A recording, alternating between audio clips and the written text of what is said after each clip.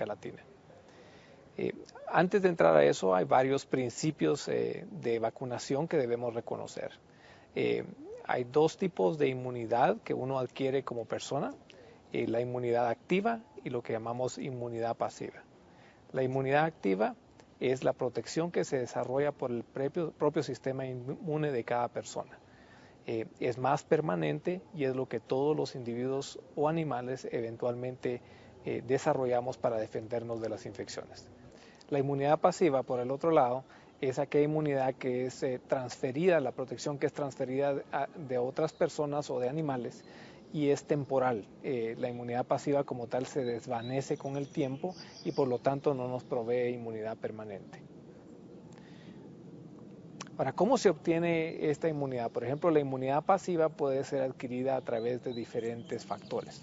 Uno son los productos de sangre como transfusiones, por ejemplo, las transfusiones de plasma o de algunos otros compuestos tienden a protegernos en contra de algunas infecciones y por eso es que los pediatras e infectólogos sabemos muy bien que después de una transfusión no debemos vacunar a un niño, por ejemplo, sino 2 o 3 meses después. También podemos transferir anticuerpos humanos concentrados, eso se llaman inmunoglobulinas y han sido producidas para tratar de proteger en situaciones específicas. También se han desarrollado hiperinmunoglobulinas humanas que las usamos en infecciones muy especiales, por ejemplo, hepatitis B o varicela, donde queremos proteger a aquellos niños inmunocomprometidos que puedan haber tenido contacto con estas infecciones. Y finalmente, algo que todos los que estamos involucrados en vacunas y prevención de infecciones hemos conocido por mucho tiempo, son los sueros heterólogos hiperinmunes, muchas veces desarrollados en algunos animales y que llamamos antitoxinas y la más conocida, por ejemplo, es la antitoxina antirrábica que usamos en el caso de los contagios de rabia o las antitoxinas tetánicas que también utilizamos en ese caso. Existen otro tipo de inmunidades que podemos adquirir de una manera pasiva, esos son los anticuerpos monoclonales, estos ya son anticuerpos específicos, son derivados de una sola clona de células que producen anticuerpos o se llaman linfocitos B y es específico contra un solo antígeno o grupo de antígenos relacionados. Uno de los ejemplos más frecuentes es la protección en contra del virus sincitial respiratorio, para el cual se ha desarrollado un anticuerpo monoclonal muy eficaz que se llama Palisumab, y el mismo lo que hace es que se lo damos a los bebés prematuros para protegerlos en contra de esta infección de virus sincitial respiratorio que produce infecciones respiratorias muy serias que los pueden llevar a la muerte o a enfermar seriamente. Ahora, antes de que entremos a la especificidad del tipo de vacunas, es importante que entendamos lo que se llama la reacción antígeno-anticuerpo. Y los anticuerpos son esas proteínas que llamamos inmunoglobulinas que son producidas por los linfocitos y que se usan para eliminar el antígeno. El antígeno, por el otro lado, es una sustancia viva o inactiva que es capaz de producir una respuesta inmune.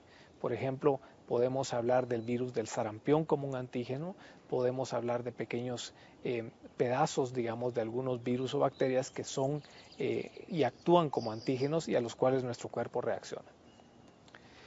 Ahora, aparte de las reacciones de antígeno y anticuerpo, también existe lo que se llama la respuesta inmune, que es desarrollada ya sea por las vacunas o por la infección natural. Y lo que pasa naturalmente cuando existe una infección es que el antígeno, que ya sea es un virus o una bacteria, entra al cuerpo para producir la infección. Ya sea entra como una infección natural o puede entrar como el antígeno que nosotros inyectamos a través de una vacuna. Cuando entra al cuerpo, básicamente, inicialmente hay unas células especiales del cuerpo que se llaman células nativas o ingenuas que se encargan de ir a buscar este antígeno. Cuando lo encuentran, regularmente lo fagocitan o se lo comen y se lo llevan básicamente a lo que llamamos el centro germinal, que regularmente son centros de linfocitos que están localizados en nuestros ganglios linfáticos o en el vaso y en la médula ósea. Y ahí estos centros se encargan de procesar ese antígeno para producir dos tipos de células. Unas células linfocitarias que se encargan de la producción de anticuerpos rápidos, que se llaman inmunoglobulinas M, y otras que son de permanencia más larga, que se llama células plasmáticas de larga duración, y que se van a encargar de producir otras inmunoglobulinas o anticuerpos como la IgG, la IgA y las IgEs. También hay que recordarse que los antígenos estimulan otro brazo del sistema inmune que se llama el brazo celular, en el cual las células T, que son células ayudadoras, van a ayudar, como su palabra lo dice, a los linfocitos para producir los anticuerpos a largo plazo. Esta es la manera en que las infecciones o las vacunas inducen eventualmente anticuerpos. Ahora, ¿cómo vamos a clasificar las vacunas? Las vacunas las vamos a clasificar en vacunas vivas atenuadas y en vacunas inactivadas.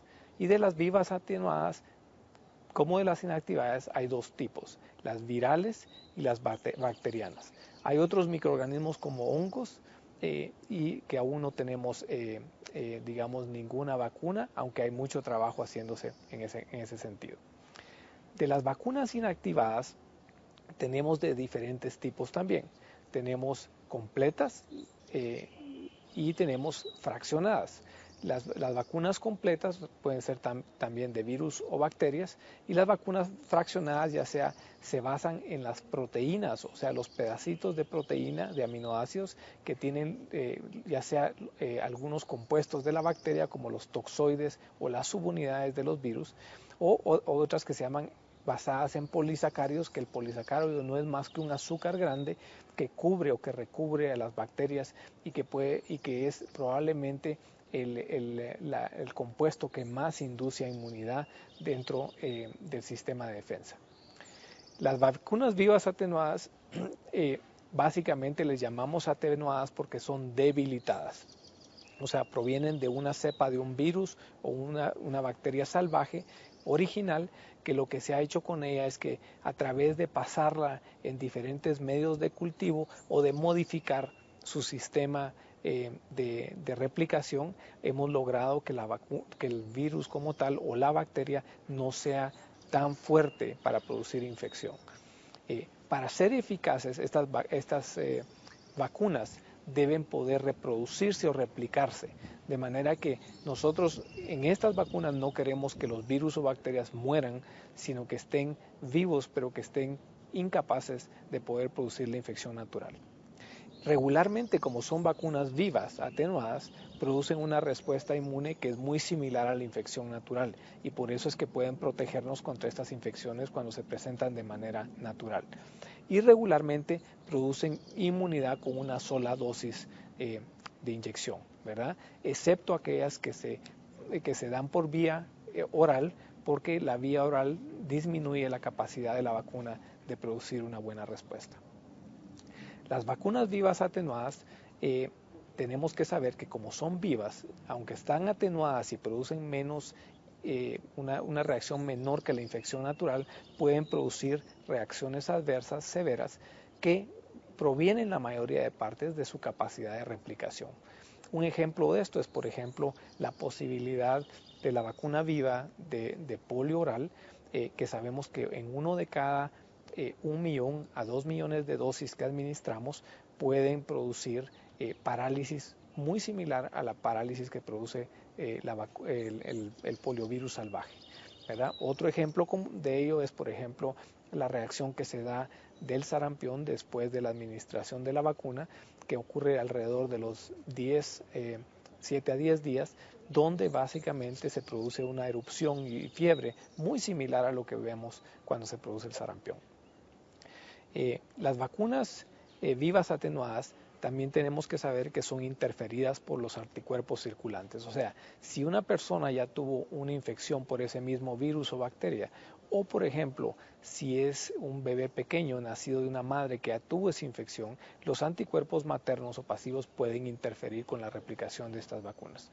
Y tenemos que recordar que como son vacunas vivas, tienden a ser muy frágiles, o sea, deben almacenarse con mucho cuidado, refrigeradas, de manera que, que el calor no pueda matar al virus o la bacteria y deben cuidarse del daño externo. Por ejemplo, en la vacuna de BCG debe tratar de cuidarse de la exposición a la luz porque produce que el bacilo de Mycobacterium bovis no sea viable.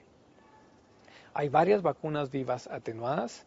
De las virales que todos nosotros conocemos incluyen la vacuna de sarampión, la vacuna de rubiola y la vacuna de paperas, que ya sea ambas vacunas son dadas como vacunas monodosis o que se encuentran también combinadas como una vacuna que se llama sarampión, rubiola y paperas, o es conocida como la vacuna triple viral. Existe también la vacuna de varicela y la vacuna del virus zóster, que es administrada para personas de edad mayor que pueden padecer de este virus del zóster. Tenemos la vacuna de fiebre amarilla, que es ofrecida y administrada en aquellas regiones donde la fiebre amarilla es muy prevalente. La vacuna de rotavirus, que más recientemente ha logrado la disminución dramática de las infecciones por rotavirus, que son diarreas deshidratantes, y la vacuna de polio oral, que sabemos que ha sido la vacuna detrás del éxito de la erradicación de polio en varias regiones del mundo, así como de la disminución dramática de casos de polio y parálisis por polio en la mayoría del globo. Algunas vacunas bacterianas vivas que conocemos es la vacuna de BCG, que es básicamente importante en la prevención de tuberculosis. Esta vacuna es derivada de un Mycobacterium familiar del Mycobacterium tuberculosis, que se llama Mycobacterium bovis, y produce una protección sobre todo en niños pequeños. Y tenemos la vacuna de tifoidea oral, que también sabemos que ha sido eficaz en la prevención de infecciones por Salmonella typhi y que ha logrado disminuir también estas infecciones, sobre todo en áreas de mucha endemia o en viajeros a zonas de infección. De las vacunas inactivadas es importante que recordemos que la mayoría de ellas, por estar inactivadas, o sea que el virus o la bacteria ya han sido neutralizados o muertos, no se replican ni se transmiten. Son menos efectivas para inducir inmunidad que las vacunas vivas porque no se replican y por tanto no inducen al sistema de defensa a desarrollar una inmunidad.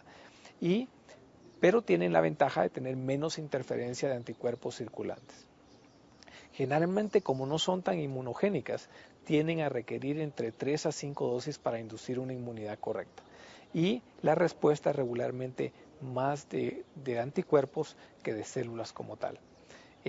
Una cosa importante con la mayoría de vacunas inactivadas es que la protección dada por anticuerpos disminuye con el tiempo y por lo tanto algunas de ellas van a necesitar que les demos refuerzos a través del tiempo. Un ejemplo importante, por ejemplo, es la vacuna inactivada de tosferina o pertussis, que regularmente ahora sabemos requiere varios refuerzos a través de la vida. Las vacunas inactivadas completas las podemos dividir en vacunas virales y vacunas bacterianas y vamos a dar un ejemplo de cada una de ellas. Por ejemplo, una vacuna viral inactivada importante es la vacuna de polio inactivada. Es una vacuna que tiene el virus de la polio completo, pero ha sido inactivada a través de un proceso especial, de tal manera que el virus de la polio ya no puede replicarse. Hoy por hoy es la vacuna utilizada en la mayoría de países industrializados o de alto recurso para poder prevenir la polio. ¿Por qué? Porque básicamente no solo previene las posibles epidemias o introducciones de polio salvaje de otros países, sino que también previene al individuo de poder tener el efecto adverso que la polio oral tiene, de poder producir en 1 de cada 2 millones de dosis una parálisis asociada a la vacuna de polio oral. Otra vacuna que todos hemos tenido contacto más recientemente, la vacuna de hepatitis A. Es una vacuna también inactivada de células completas, aunque hay de otros tipos, y ha sido muy eficaz en la prevención de esta infección del hígado. La vacuna de la rabia también es una vacuna de virus inactivado y la vacuna de la influenza también viene como una vacuna de células completas que sirve para la prevención de esta infección viral. De las vacunas bacterianas completas que conocemos está la vacuna de pertussis o tosferina, que ha sido parte del componente clásico de lo que llamamos la triple de células completas. Hoy sabemos que esa vacuna, por ser un componente completo de la bacteria tiende a producir más reacciones adversas que, por ejemplo, la vacuna fraccionada de pertussis. Entonces, si ustedes recuerdan, cuando un niño se le administra vacuna de triple, tiende a tener más o menos en un 30% fiebres altas, que se asocian también a veces a mucho llanto, irritabilidad y a hinchazón y dolor en el área de la inyección. Y esto es porque esta vacuna es de células completas. Existen otras vacunas bacterianas también de células completas, como la vacuna de cólera y la vacuna de tifoidea, que también han sido eficaces en este sentido. Por el otro lado, más recientemente, para disminuir las reacciones adversas se han desarrollado vacunas inactivadas fraccionadas. Y le llamamos así porque solo se toma un pedazo de la bacteria, que es el que desarrolla defensas, y así evitamos usar a toda la célula de la bacteria o todo el componente de la bacteria para poder, digamos, evitar las reacciones adversas. De las vacunas de subunidades que hoy tenemos disponibles se encuentran la vacuna de hepatitis B, la vacuna de influenza, que sabemos que es la preferible a ser utilizada en niños, la vacuna de pertussis acelular, que puede ser de 2 o 3 o 5 componentes, y la vacuna de papilomavirus, que más recientemente se ha utilizado para la prevención del cáncer cérvico-uterino. Los toxoides también son vacunas fraccionadas, y tenemos varios toxoides que clásicamente hemos utilizado por varias décadas. El toxoide diftérico y el toxoide tetánico son los componentes más importantes que nos han ayudado a prevenir infecciones. Finalmente, vamos a hablar de las vacunas de polisacárido. Las vacunas de polisacárido, como les había expresado al inicio, son vacunas que se desarrollan de las cápsulas de algunas bacterias. Estas cápsulas o la membrana que cubre la bacteria tiene un componente de azúcar que se llama polisacárido. Y el polisacárido es uno de los componentes que induce inmunidad para poder protegernos en contra de estas bacterias. Lamentablemente, en el caso de los niños menores de 2 años, que tienen un sistema de defensa o de inmunidad más inmaduro, ellos no pueden desarrollar una inmunidad en contra de estos polisacáridos muy buena. La otra desventaja de estas vacunas de polisacárido puro es que no inducen respuesta de refuerzo, o sea que si ponemos una segunda dosis de la vacuna, no va a inducir una gran cantidad de anticuerpos como uno esperaría que pasara con varias dosis de una vacuna, por ejemplo, de proteína. Y lamentablemente también los anticuerpos que desarrollan con estas vacunas tienen menos avidez funcional, quiere decir que son menos hábiles para ligar, digamos, al antígeno y poderlo procesar adecuadamente. Estos defectos del polisacárido puro han sido mejorados a través de acoplar o de conjugar a estos polisacáridos con proteínas, y esto nos ha permitido poder que algunos de esos polisacáridos se conviertan en vacunas muy eficaces para los niños. Como ejemplos, hay varias vacunas de polisacárido que podemos mencionar.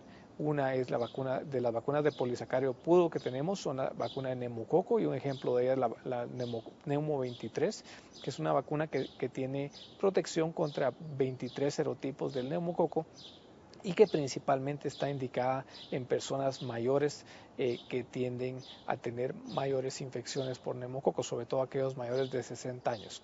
También hay varias vacunas de polisacárido de meningococo que han sido utilizadas sobre todo en los estudiantes universitarios en Estados Unidos y Europa para prevenir las infecciones por meningococo, que son un poquito más frecuentes en ellos. Y también tenemos una vacuna de polisacárido contra Salmonella typhi que ha ayudado en la prevención de estas infecciones.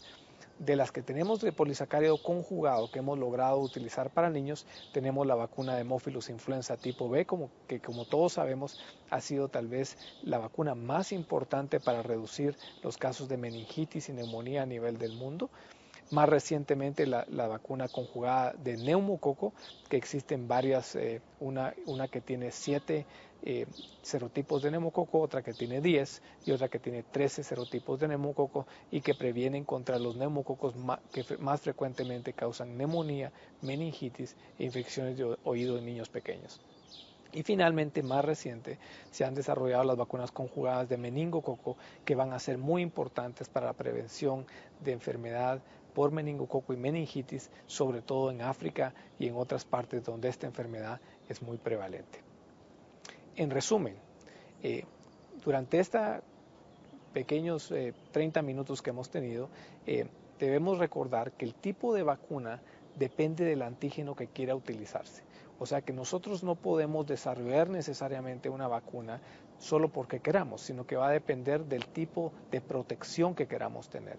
De manera que, por ejemplo, en el caso de sarampión, es mucho más útil tener una vacuna viva que una vacuna inactivada, porque en el pasado las vacunas inactivadas de sarampión han tenido problemas. Así que todo va a depender del tipo de protección que queramos obtener. Según el tipo de vacuna que tengamos, así va a ser el perfil de la respuesta inmune y los posibles efectos adversos que podamos tener de esas vacunas. Y recordar qué tipo de vacuna es cada cual es importante para que nosotros recordemos cómo se desarrolla la respuesta de defensa y qué tipo de eventos adversos podemos esperar. Y finalmente debemos estar listos porque existen nuevos tipos de vacunas que están en desarrollo. Por ejemplo, la vacuna de dengue, que es una vacuna quimérica que combina partes del virus de dengue con partes de una vacuna viva como la de fiebre amarilla y que tiene una manera de actuar un poquito distinta a las vacunas de virus vivo. Existen también desarrollo de vacunas genéticas y otras que en el futuro deberemos aprender su mecanismo de acción. Muchas gracias.